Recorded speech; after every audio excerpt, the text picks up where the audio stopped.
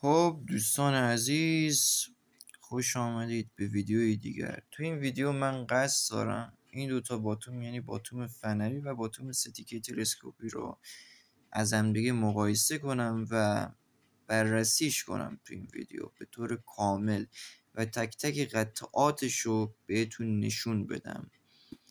خب بریم دیگه سراغ این ویدیوی جذاب و بی‌نظیر. دوستان، این باتوم و این باتوم جنس دوتاشون تمام استیل، خوش دست، بی‌نظیر، مستحکم و یه خوبیای این باتوم داره، یه خوبیای این باتوم داره.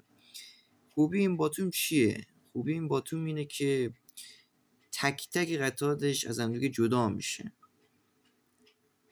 ولی این باتوم باز خوش دستره نسبت به این باتوم و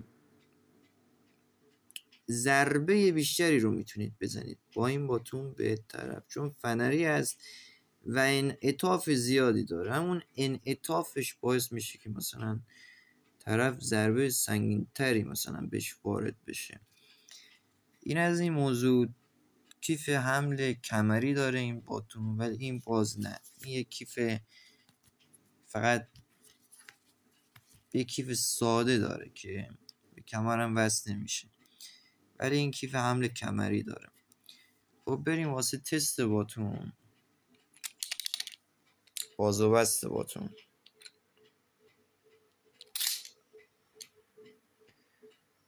یک باتوم به شدت بی‌نظیره. این باتوم هم کیفیتش واقعا فوق‌العاده است. این باتوم هم عالیه، اورجیناله، دوتاش ساخت چینه و دوستان توی خود چین این نوع باتوم توسط یگان ویژه و نگهبانا و مامورای ویژه حمل میشه. یعنی باتوما کم باتومایی نیست، باتومای ویژه که توی چین به صورت گسترده توسط نظامی ها حمل میشه. خب این از تست باتوم، باز و بسته کردن باتوم، و حالا میخوام که این باتوم رو تک تک قطعاتش از هم دیگه جدا کنم و به طور کامل بهتون نشون بدم. خب من فیلم و استوب زدم و اینا رو باز کردم، تک تک قطعاتش از هم دیگه جدا کردم تا بهتون نشون بدم. خب دوستان، این که قسمت اولیه و قسمتیه که شما از این قسمت در واقع باتوم میگیرید و کنترل میکنید. این قسمت، همین قسمتی که من انگشتامو گذاشتم از اینجا تا انتها، این قسمت در واقع ضد عرق این قسمتش. یک جوری طراحی کردن این قسمت رو که وقتی که باتوم شما میگیرید، باتوم از دستتون رها نشه و دستتون عرق نکنه. این قسمتش ضد عرق هست و شما میتونید باتوم رو به صورت بهتری کنترل کنید تو دستتون. خب این از این قسمت. این قسمت سری یا نوک باتوم است که شما وقتی که ضربه‌ای مثلا به فردی میزنید و در واقع نوک باتوم رو به طرف میزنید،